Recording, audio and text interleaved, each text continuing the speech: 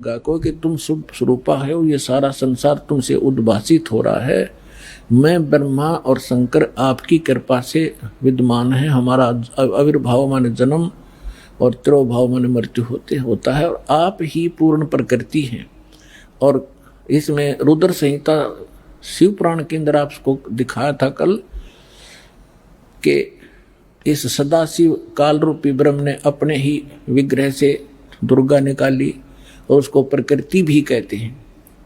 पहले ये दिखाते हैं आपको, देखिएगा 14वें अध्याय के 3 श्लोक में ये क्या कहता है कि अर्जुन, ये काल बोल रहा है ब्रह्म, मेरी ये मूल प्रकृति सभी संपूर्ण भूतों यानी प्राणियों की योनि यानी गर्भाधान स्थान है और मैं काल ब्रह्म उस योनि में गर्भ यानी चेतन समुदाय गर्भ को स्थापना करता हूँ और तत्व माने उस के संयोग से सभी प्राणियों भूतों माने प्राणियों की उत्पत्ति होती है। 4 में क्या कहा है, हे अर्जुन, ये नाना प्रकार की सब योनियों में जितने भी मूर्तियां यानी शरीरधारी प्राणी उत्पन्न होते हैं, प्रकृति यानी दुर्गा तो उनकी गर्भ धारण करने वाली माता है और मैं बीज स्थापन करने वाला पिता हूं। आगे देखो 5वें में, हे अर्जुन, सतगुण रजगुण और तमगुण, सतगुण विष्णु, रजगुण ब्रह्मा,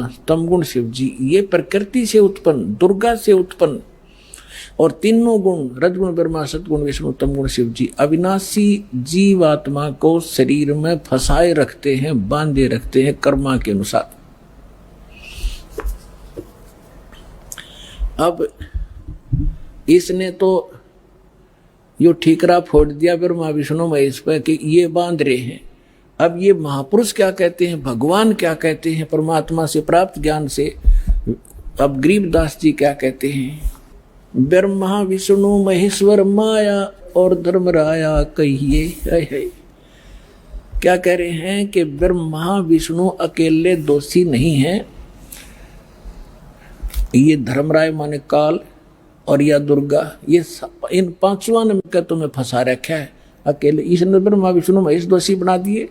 अब क्या बताते हैं, ब्रह्मा विष्णु महेश्वर माया और धर्मराया कहिए, इन पांचों मिल पर पंच बनाया वाणी हमारी लहिए।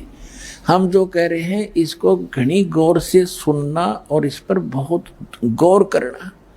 इन पांचवां ने मिलकर ये परपंच बना रखा है, आपको यहाँ फंसा रखा है। ये है खोखापुर की बाजी, बिष्ट बखुंट दगासी साजी, ये कृत्रिम जीव भुलाने बाई, निज घर की तो खबर ना पाई। अपने निज घर का तो ये पता भी नहीं लागण देता, ऐसा जालिम है ये काल। 1.25 लाख उपजे नित हंसा और 1 लाख विन से नित अंसा। 1.25 लाख उत्पन्न करता है और 1 लाख को रोज खाता है। उत्पत्ति खपती अप्रलय फेरी, हर्ष शोक जोरा जम जेरी। अब क्या बताते हैं परमात्मा, माया आदि निरंजन भाई, अपने जाए आप खाई। अपने आत्माओं, आप जब इस ज्ञान से परिचित होगे आपकी आत्मा गदगद हो जाएगी और तेरा गजब हो, कहाँ फंस रहे थे और क्या हम ज्ञान लिए बैठे थे। अब क्या बता रहे महापुरुष, माया आदि निरंजन भाई, ये अपने जाए आप खाई। ज्योत निरंजन और ये दुर्गा आप पैदा करते हैं और आप खावे सारा ने। अब दुर्गा खाती नहीं, इसका सहयोग दे रही है। अब इसके विवश होगी, अपने पाप कर्मों के कारण हम इसके पराधीन हो गए और इसने दुर्गा को इतना डरा रखा है कि तू मेरा भेद किसी को नहीं बतावेगी, नहीं तो तेरी खैर नहीं है। इसने इस डर के कारण ब्रह्मा विष्णु महेश को भी काल का जिक्र नहीं कर रखा। ये तो परमात्मा ना का भांडा फोड़ा, इसको बेनकाब किया। ये के सांग है, क्या है यो, इसने भगवान मान रहे थे। तो ब्रह्मा विष्णु महेश्वर चेला, सुन शिखर में धर्म अन्यायी। ओए सुन शिखर में यो धर्म काल अन्यायी और जिन शक्ति डायण मैल पठाई। काल ने कहा था कि दुर्गा मेरा भेद किसी को मत देना, मैं आज से प्रतिज्ञा करता हूं कि मैं अपने वास्तविक रूप में किसी के समक्ष नहीं आऊंगा और तू मेरा भेद नहीं देना और सारे ब्रह्मांड का तू संचालन करना। तब इसने कहा था कि एक तरफ तो मैं औरत इतने बड़े विभाग को कैसे संभालूंगी, आप क्यों ऐसा जुल्म कर रहे हो, आप मेरे साथ भी नहीं रह रहे हो। तब इसने कहा था कि मैं काम तो सारे मैं करूंगा, तुझे नियमित नियमित बनाऊंगा, गुप्त रूप से मैं सब काम करूंगा, तू चिंता मत करना। तो क्या कहते हैं, सोन शिखर में धर्म अन्यायी, ये काल अन्यायी, जिन शक्ति डायण मैल पठाई। अब दुर्गा को कहते हैं इसने भी इसका सहयोग दे दिया, विवश होकर के इसको ये नीचे भेजती। लाख गरा से नित उठ दूती, ये माया आद तकत की कूती। 1.25 लाख घड़िए नित भांडे, अंसा उत्पत्ति पर ले डांडे। 1.25 लाख तो पैदा करते हैं डेली और 1 लाख को मार देते हैं। कहते हैं ये हंसा, ये सब जीवात्मा, प्यारी आत्मा भगवान की जन्म और मरण के इस दंड से दंडित कर रखे। 1.25 लाख घड़िए नित भांडे, इस शरीर को भांडा बोला है, बर्तन बोला है, इसको चोला भी कहते हैं इसको। तो कहते हैं ये 1.25 लाख ये बर्तन, ये शरीर बनाए जाते हैं मानव के डेली और 1.25 लाख मारे जाते हैं। 1.25 लाख घड़िए नित भांडे, हंसा उत्पत्ति पर ले डांडे। ये तीनों चेला बटपारी, सर्जे पुरुषा सर्जी नारी। ये खोखापुर में जीव भुलाने, स्वप्न बिस्त बैकुंठ बनाए। खोखापुर में जीव भुलाए, स्वप्न बिस्त बैकुंठ बनाए। ये है अरहट का कुआ लोई, या गढ़ बंधा है सब कोई। कीड़ी कुंजर और अवतारा, हरहट डोर बंधे कई बारा। ये कोटिक करता फिरता देखा, हरहट डोर कहूँ सुन देखा। ये चतुर्भुजी भगवान कहावे, हरहट डोर इस बंदे सब आवे। अब यहाँ क्या बताना चाहा है आदमी गरीबदास साहिब जी ने परमात्मा से,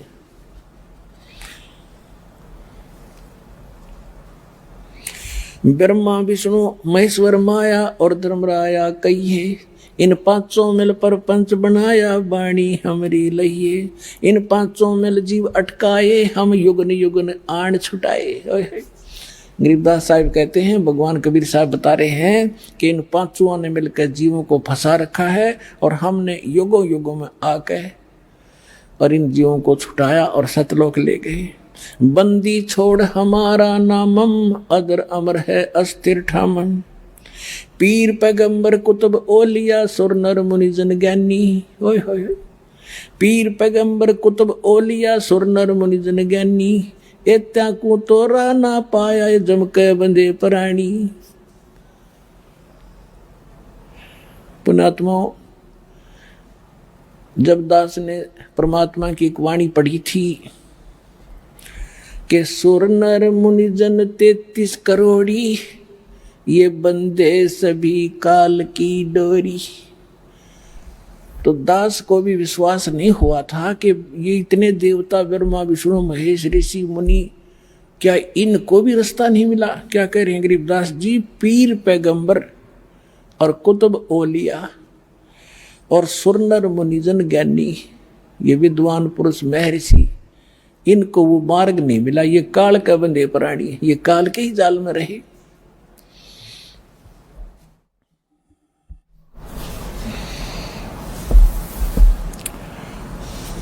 अमर करूं सतलोक पठाऊं, ताते बंदी छोड़ कहाऊं। अब कबीर साहब कहते थे मैं अमर करूं और तुम्हें यहाँ से काल के जाल से छुटवाऊं, इसलिए मैं बंदी छोड़ कहलाता हूं, यानी काल के बंधन से छुटवाने वाला।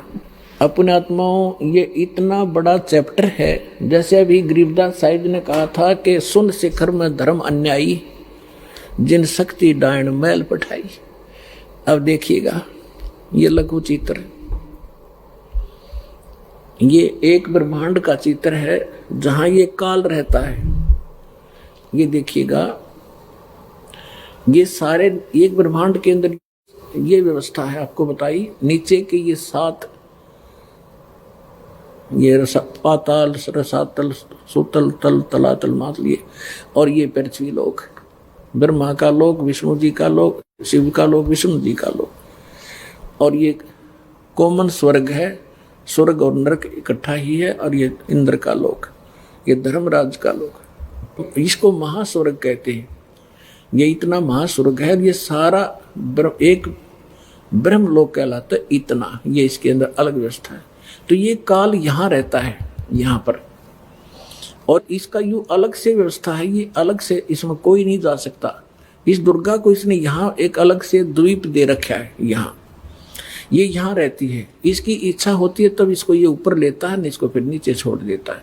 ये फिर यहाँ अपने अलग द्वीप पर रहकर इन सब का, इस पूरे ब्रह्मांड का की देख रेख करती है और इसके संपर्क में रहती है। ये काल यहाँ रहता है ऊपर, और इसके ये ऐसे 21 ब्रह्मांड हैं। ये देखिएगा, ये जो आपने एक ब्रह्मांड देखा था, अब ये समझना, ये एक गेंद जो है ये ब्रह्मांड है। ऐसे इसने 5 ब्रह्मांडों को एक स्थान में रोका है, जिसको महाब्रह्मांड बनाया है।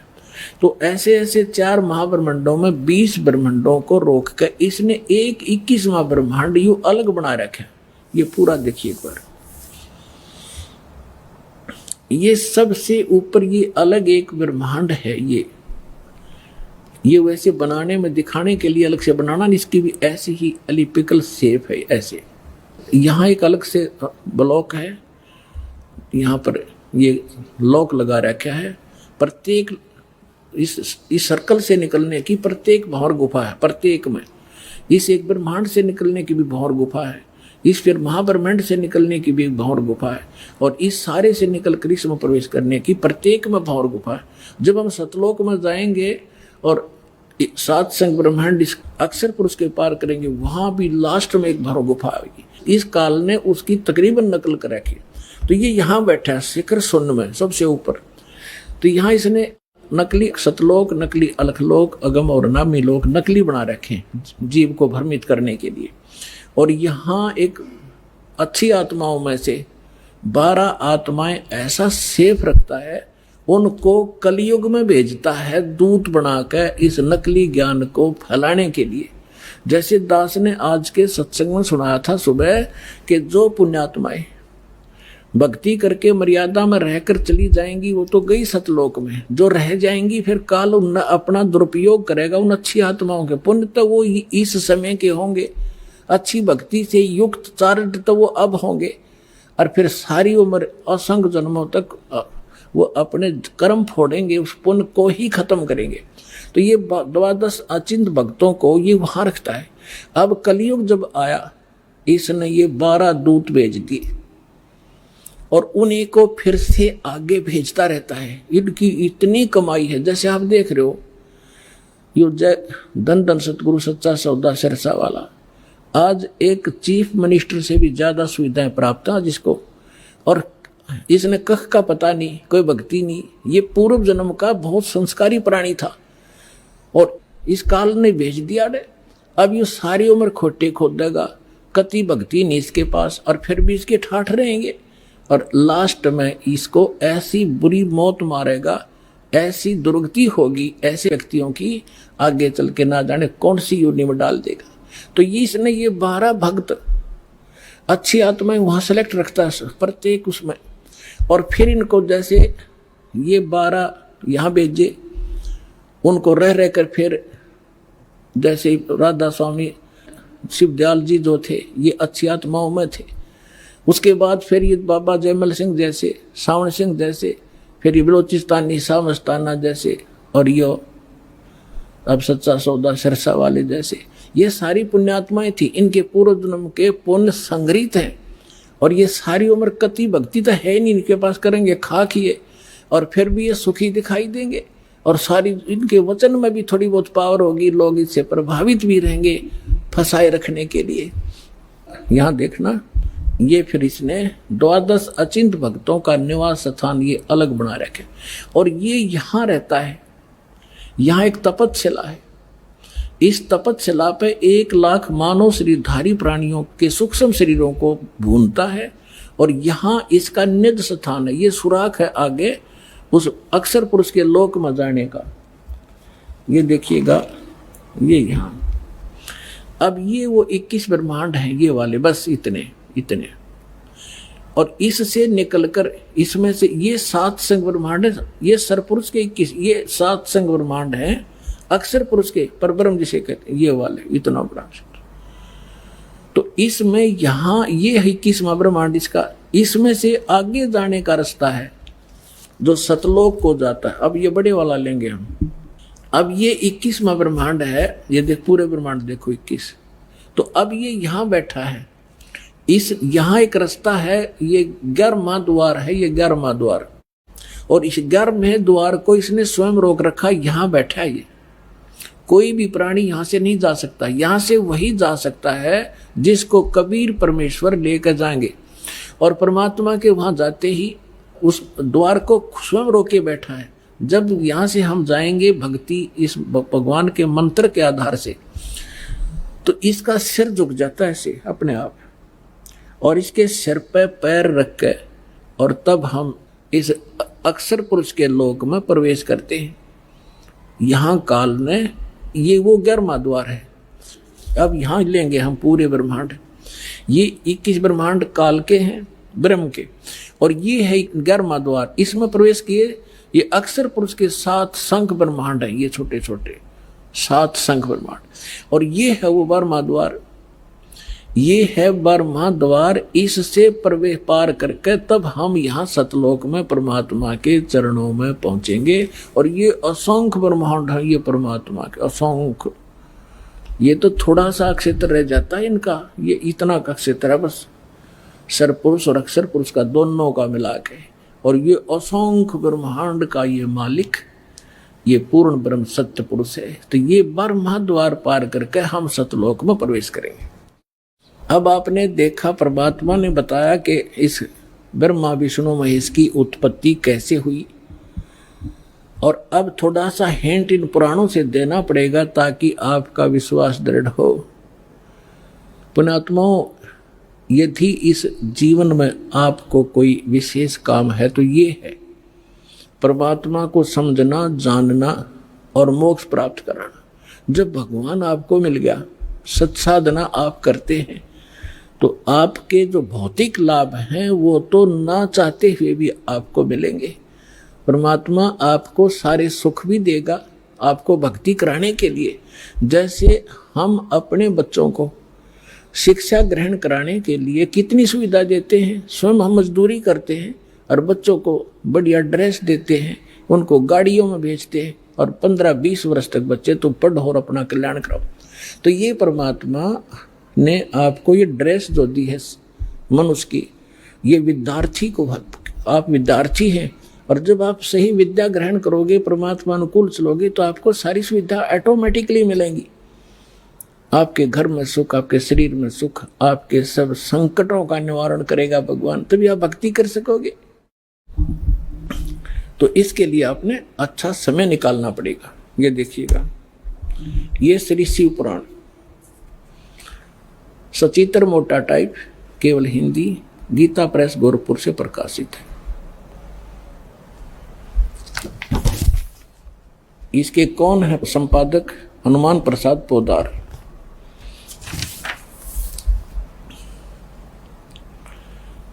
ये प्रकाशक मुद्रक है गीता प्रेस गोरखपुर, गोविंद मोहन कार्यालय, कोलकाता का संस्थान। अब यहां देखिएगा, ये 98-99 पृष्ठ पर हम पढ़ेंगे रुद्र संहिता, संक्षिप्त शिव पुराण, और ये 98 पे यहाँ नीचे से 5वां अध्याय है। अपने पुत्र नारद की यह बात सुनकर लोक पितामह ब्रह्मा वहां इस प्रकार बोले। अब 99 पर आ गए हम।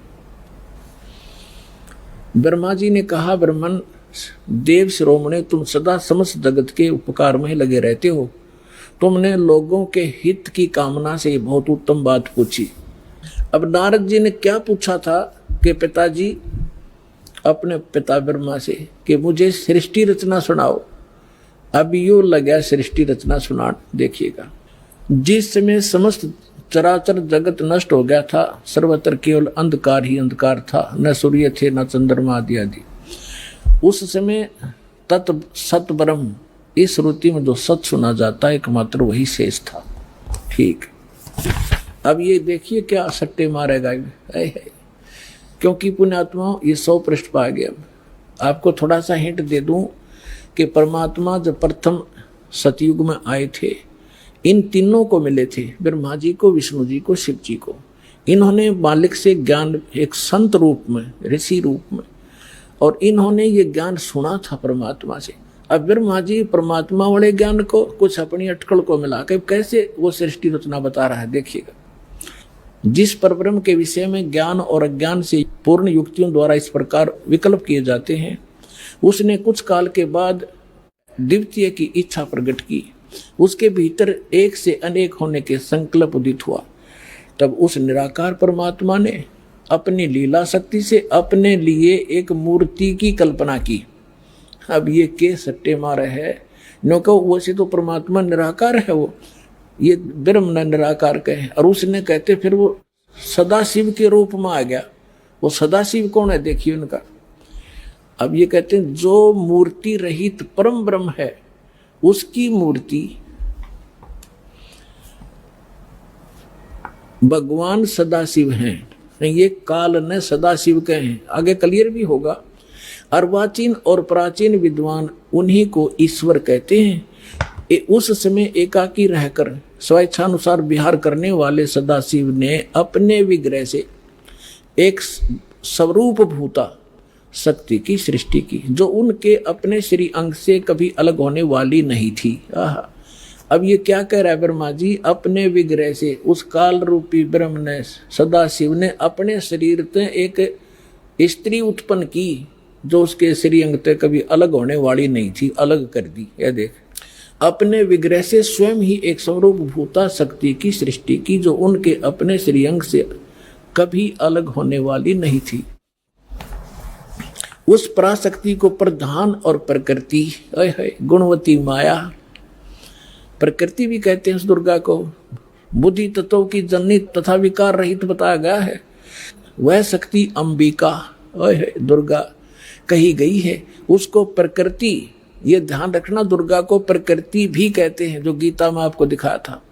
अभी आपको श्रीमद् भगवद गीता अध्याय नंबर 15 के श्लोक नंबर 3, 4, 5 में स्पष्ट किया था कि ये काल कहता है, ये प्रकृति तो सभी की माँ जानो और मैं सबका पिता, मैं इसके अंदर बीज स्थापना करता हूँ जिससे सबकी उत्पत्ति होती है। और प्रकृति से उत्पन्न ये तीनों गुण, रजगुण ब्रह्मा, सतगुण विष्णु, तमगुण शिव जी, ये सभी जीवात्मा को कर्मानुसार बांधे रखते हैं। और परमात्मा ने क्या बताया कि नहीं, ये 3 नहीं, ये 5 मिलकर बांध रहे आपको। और हम इन 5 मिल जीव अटकाए, युगों युग हम आन छुटाए। अब देखो, उसको प्रकृति सर्वेश्वरी त्रिदेव जननी, तीनों देवताओं की को जन्म देने वाली इनकी माता, नित्या और मूल कारण भी कहते हैं। सदाशिव द्वारा प्रकट की गई उस शक्ति की 8 भुजाएं हैं। होगी ना स्पष्ट, 8 भुजाएं हैं। ये देखिएगा 8 भुजाएं, ये है वो दुर्गा। इसमें ने घनी ला रखी, घर की बात है कितनी ला दो ये, लेकिन है इसकी 8 ही हैं। ये नकक तो पता नहीं था कि 20 मुंह ला दें, किसी 50 ला दें हैं। ये अष्टंगी है, सभी जानते इस बात को, 8 भुजा है। अब देखिएगा उस शक्ति की 8 भुजाएं हैं। नाना प्रकार के आभूषण उसके श्रीअंगों की शोभा बढ़ाते हैं। वह देवी नाना प्रकार की गतियों से संपन्न है और अनेक प्रकार के अस्त्र शस्त्र धारण करती है। एकाकिनी होने पर भी वह माया संयोग वसात अनेक हो जाती है। वे जो सदाशिव हैं उन्हें परम पुरुष, ईश्वर, शिव, शंभु और महेश्वर कहते हैं। ये देखिए यहाँ आगे हम 101 पृष्ठ पे हैं, रुद्र संहिता। अब इस काल की महिमा सुना रहा है ब्रह्मा जी। वे अपने सारे अंगों में भस्म रमाए रहते हैं। उन काल रूपी ब्रह्म ने, आ गया ना स्पष्ट, ये काल रूपी ब्रह्म कहो, सदाशिव कहो, ब्रह्मा विष्णु महेश का पिता कहो, दुर्गा का पति कहो, उन काल रूपी ब्रह्म ने एक ही समय शक्ति के साथ है, नाथ ने, ये गलत मिसप्रिंट है, शिवलोक नामक अक्षेत्र का निर्माण किया। उस उत्तम अक्षेत्र को काशी कहते हैं। आगे देखो, वे प्रिय और प्रियतम, शक्ति और शिव, दुर्गा और ये काल जो परमानंद स्वरूप है उस मनोरम क्षेत्र में नित्य निवास करते हैं। काशीपुरी परमानंद रूपणी है। मुने शिव और शिवा ने यानी काल और दुर्गा ने प्रलय काल में भी उस क्षेत्र को अपने सानिध्य से मुक्त नहीं किया। देवर्षि ब्रह्मा जी कह रहे हैं, एक समय उस आनंद वन में रमण करते हुए शिवा और शिव के मन में यह इच्छा हुई कि किसी दूसरे पुरुष की सृष्टि करनी चाहिए। अब इन्होंने संतानों उत्पत्ति की सोची और फिर इन्होंने संतान उत्पत्ति क्रम किया। उससे 2 पुत्र तो यहाँ सिद्ध कर दिए, ब्रह्मा और विष्णु। देखिए, सृष्टि करनी चाहिए जिस पर यह सृष्टि संचालन का महान भार रखकर हम दोनों केवल काशी में रहकर इच्छा अनुसार विचरें और निर्वाण धारण करें। ऐसा निश्चय करके शक्ति सहित सर्वव्यापी परमेश्वर शिव ने अपने वाम भाग के 10वें अंग पर अमृत मल दिया। फिर तो वहां से एक पुरुष प्रकट हुआ। अकल देखो ब्रह्मा की। अब शक्ति और शिव उस दुर्गा की जरूरत थी, अपने साथा पर के में मसला होता हो, ये मारे बकवाद में मतलब की। अब वहां से एक पुरुष प्रकट हुआ, उसका नाम के धरा देखो। शिव ने कहा, वत्स बेटा, व्यापक होने के कारण तुम्हारा विष्णु नाम विख्यात हुआ। अब यहाँ ये 6वां अध्याय समाप्त हुआ। अब 7वें में क्या कहा? ब्रह्मा जी कहते हैं, देवर से जैसे विष्णु की उत्पत्ति करी दुर्गा और काल ने मिलकर, तत्पश्चात कल्याणकारी परमेश्वर सांब सदाशिव ने, उस काल रूपी ब्रह्म ने पूर्ववत प्रयत्न करके मुझे अपने दाहिने अंग से उत्पन्न किया। हाय हाय। अब पुण्यात्मा, अब यहां ब्रह्मा और विष्णु की तो उत्पत्ति बता दी, यहां विचलित हो गया ये शिव पुराण का अनुवाद करता, इसने यहाँ गोल मोड़ कर दिया। लेकिन कहते हैं, चोर चुरावे तुमड़ी और गाड्डे पानी में, वो गाड्डे हुआ ऊपर आओ, सच्चाई छनी ना। कहाँ तक छुपाएंगे? अब दिखाता हूँ आपको, कल भी दिखाया था, आज फिर दिखाऊंगा। क्योंकि पुण्यात्माओं, एक सिलेबस होता है क्लास का, बच्चे रह रहकर टीचर उनको बार बार रिवाइज कराते हैं, उसका रिपीटेशन करवाते हैं, आवर्ती कराते हैं, जब जाकर वो बच्चे उससे परिचित होते हैं। तो दास एक टीचर है, आप विद्यार्थी हैं, सौभाग्य आपका, आपके इसमें प्रवेश पा लिया, तो इसको सफल करो। हम एक रोजी रोटी के लिए और 20 वर्ष तक बच्चों को पढ़ाते हैं, जब हो सकता किसी को मिले रोटी, रोजगार ना मिले, बाकी हम फिर भी उसमें लगाए रहते। और ये तो एक अनमोल वस्तु, इस भक्ति और इस कमाई का तो ये तो निष्फल जा ही नहीं सकती। तो इसलिए आप इसमें एक विशेष रुचि लो। अब देखिएगा, यही शिव पुराण, इसमें है एक विद्वेश्वर संहिता, थोड़ी सी झलक दूंगा, बस ज्यादा समय नहीं लूंगा। एक समय ब्रह्मा और विष्णु की लड़ाई होगी, झगड़ा, युद्ध। ब्रह्मा कह रहा था मैं तेरा बाप, विष्णु बोला मैं तेरा बाप। किसी बात पर इनका युद्ध हो गया, लंबी कहानी है। तो इस काल ने सोचा ये लड़के मर जाएंगे, इनके बीच में एक लिंग खड़ा कर दिया, सफेद तेजों में पिलर, बहुत लंबा चौड़ा। ये युद्ध भूल गए आपस में, उसका और छोर खोजने में लग गए। लंबी कहानी है। फिर यूं आ गया अपने पुत्र सदाशिव का रूप धारण करके। इसने प्रतिज्ञा कर रखी है, मैं अपने यथार्थ रूप में कभी किसी के सामने नहीं आऊंगा। तो ये किसी को विष्णु रूप में दर्शन देता है, या किसी को शिव रूप में, और किसी को ब्रह्मा रूप में। तो वहां ये शिव रूप धारण करके आ गया। अब देखिए, ये है विद्वेश्वर संहिता और ये है संक्षिप्त शिव पुराण 24वां पृष्ठ। यहाँ इन दोनों का झगड़ा हो रहा था, बीच में इसने ये सतम खड़ा कर दिया। अब यहाँ आ जाते हैं। ब्रह्मा और विष्णु ने पूछा, प्रभु इस ज्योति निरंजन काल से, सदाशिव से, सृष्टि आदि 5 कर्तों के लक्षण क्या है, यह हम दोनों को बताइए। भगवान शिव बोले, ये काल रूपी ब्रह्म बोला, मेरे कर्तों को जानना अत्यंत गहन है, तथापि मैं कृपा पूर्वक तुम्हें उनके विषय में बता रहा हूं। आगे चलेंगे। अब हम आगे 26 पृष्ठ पे। इसने कहा कि पुत्रों, अब होगा ना इनका बाप ब्रह्मा विष्णु महेश का पिता है ये, पुत्रों तुम दोनों ने, ब्रह्मा और विष्णु ने तपस्या करके प्रसन्न हुए मुझ परमेश्वर से सृष्टि और सतिथि नामक 2 कृत प्राप्त किए। ये दोनों तुम्हें बहुत प्रिय। इसी प्रकार मेरी विभूति स्वरूप मेरे जैसी शकल के रुद्र और महेश्वर ने युने है 2 अन्य उत्तम कृत संहार और त्रोभाव मुझसे प्राप्त किए हैं। ये 5वां कौन है? ये 4 तो ब्रह्मा विष्णु महेश और रुद्र हो गए। इस महेश का एक शकल है रुद्र, और वो 11 रुद्रों का कंट्रोलर है वो रुद्र, वो अलग है। और ये ब्रह्मा विष्णु महेश ये अलग है। तो ये 5वां जो बोल रहा है यू है काल दुर्गा का पति।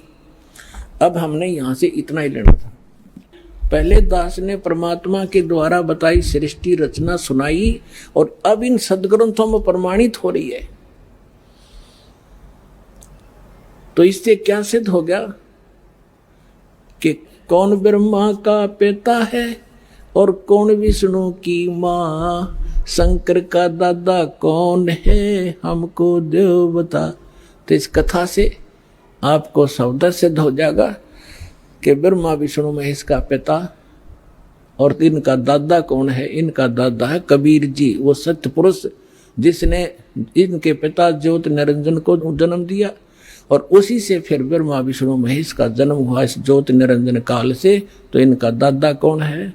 कबीर सत्य पुरुष, वो परमेश्वर है। जो आज दास सत्संग शुरू करना कर रहा था, उसकी तो अभी तक भूमिका बनी है। अब क्या हुआ, इन तीनों देवताओं का दुर्गा ने ब्याह कर दिया, अपने ही 3 रूप बनाए, सावित्री, लक्ष्मी और पार्वती। समुद्र में छुपा दिए अपने वचन से। 3 लड़कियां युवा बना दी, और ये जब युवा हुए इनको कोमा से बाहर कर दिया, इन तीनों का विवाह कर दिया। इनसे फिर आगे काल की सारी सृष्टि चली। अब दास तो आज प्रसंग शुरू किया था, वही शुरू होगा मेरा तय काम जो बताना चाहूं था। अब धर्मदास जी ने पूछा, हे परमात्मा, हम बड़े नीच और पामर प्राणी हैं। हे भगवान, हमने आपके साथ धोखा किया, आपके साथ चीटिंग करी, और फिर भी आप हमारे लिए भटक रहे हो। कैसे दया करी दाता।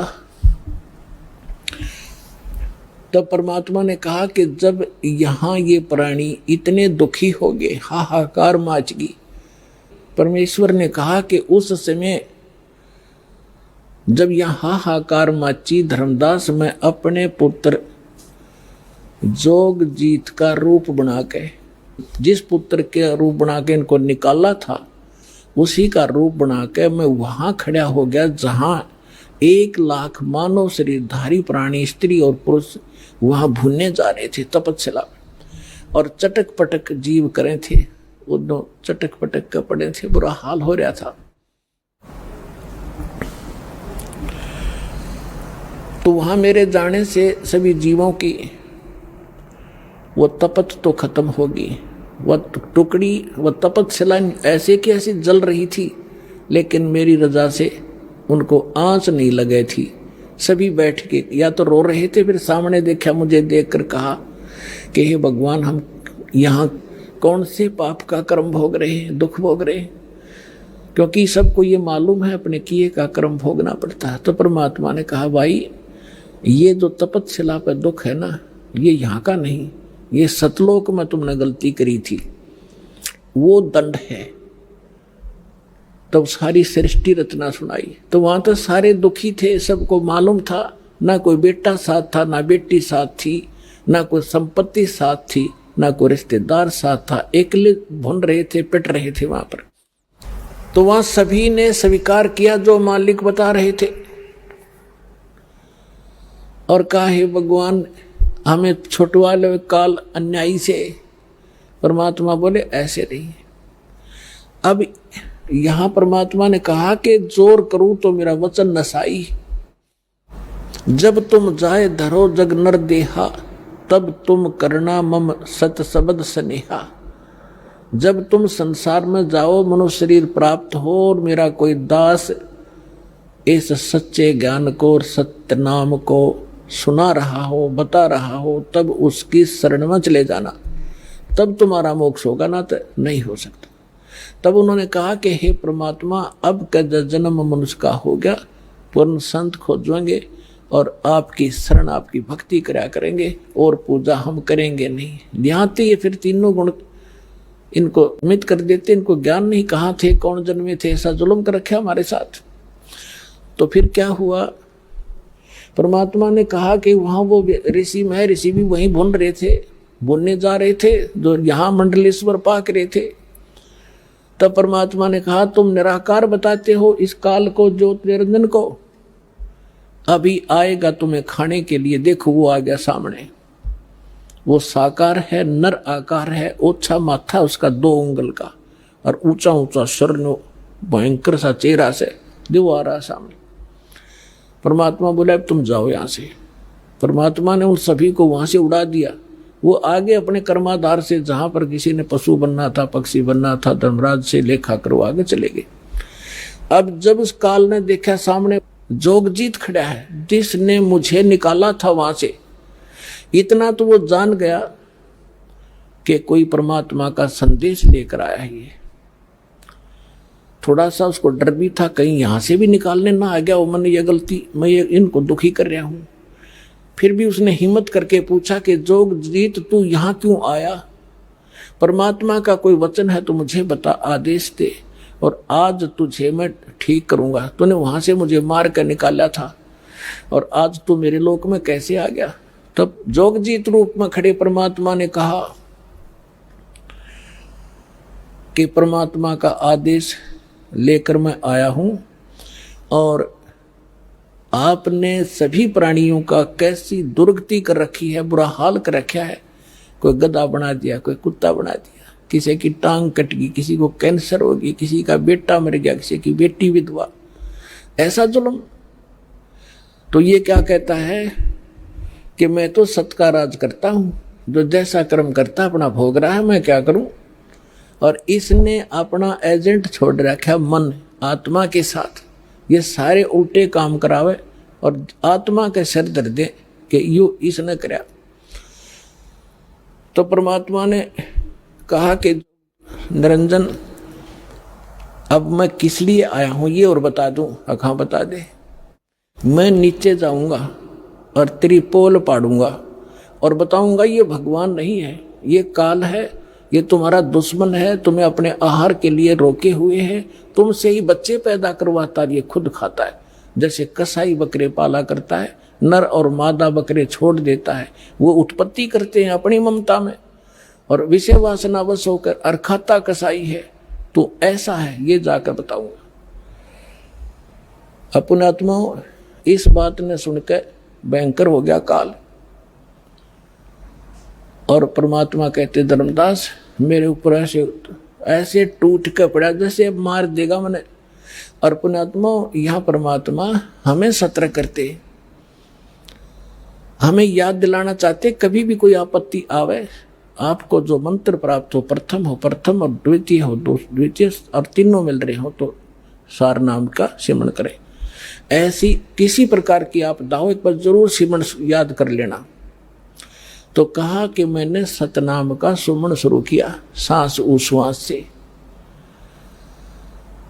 तो उसी समय ये काल या तो मुझे मारने के लिए झपटा था, ऐसे गिर गया जैसे पक्षी की पांख कट जाया करे और पड़ा पड़ा तड़प रहा है।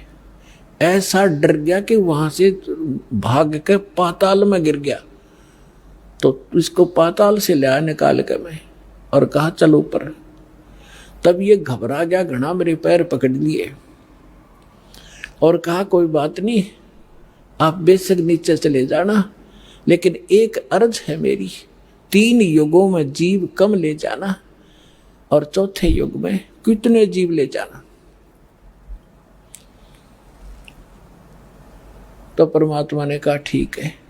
और दूसरा ये कहा कि मेरा ज्ञान जो माने वो हमारा, आपके ज्ञान को जो माने वो आपका, बलपूर्वक ना ले जाना। तो परमात्मा ने कहा ठीक है तथास्तु।